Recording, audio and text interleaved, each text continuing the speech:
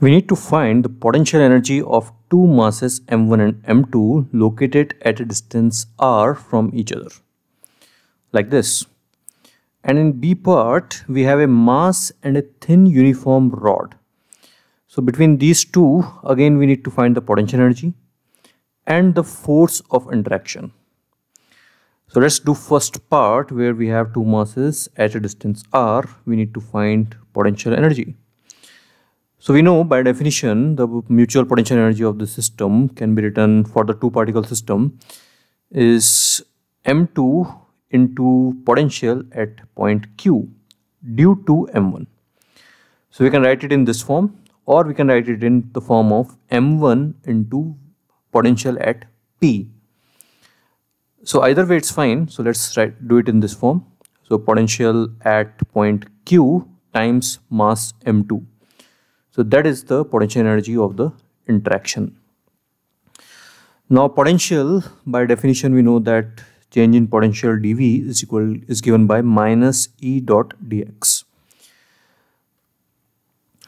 So if we go from point Q to infinity, let's see what is the change in potential. So dV is equal to minus integral of E dot dx. So as we are moving away from the point P, so we'll assume dx to be in the same direction as x, and gravitational field will be towards m1. So if we write E and dx in vector forms, E we can write as minus gm1 by x square I cap, and dx can be dx I cap. So when we take dot product, that minus and minus will become plus. But here we have 0 minus vq, so the equation will become like this. So we'll integrate this. So integration of this will be minus 1 by x, and when we'll put the limits, we'll get our answer minus gm1 by r. So this is potential at point Q, and we need to find the interaction potential energy. So we'll multiply that Vq by m2 to get our answer minus gm1 m2 by r.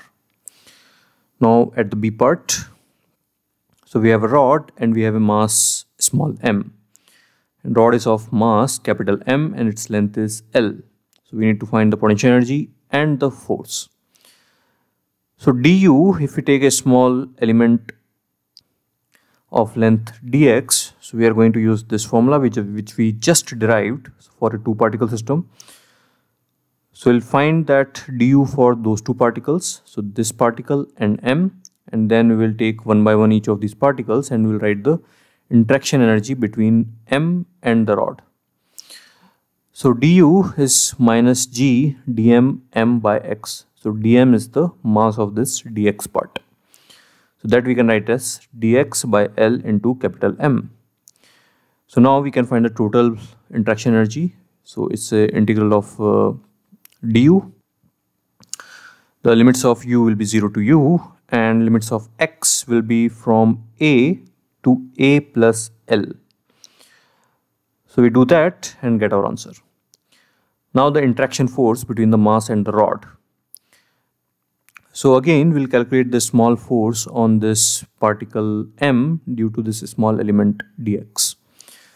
So force will be g m1 m2 by r square. So in this case the small m due to the mass due to of this dx element will be again dx by L into m by x square. So this is small force df on the particle m. So total force will be integral of that, and again limits of x will be from a to a plus L. So solving that, we get our answer gmm by a into a plus L. Now this is the force on small mass on this particle m due to the rod. But because gravitational force is an action-reaction pair, so the mass on the rod because of this mass m will also be same, and whose value will be this.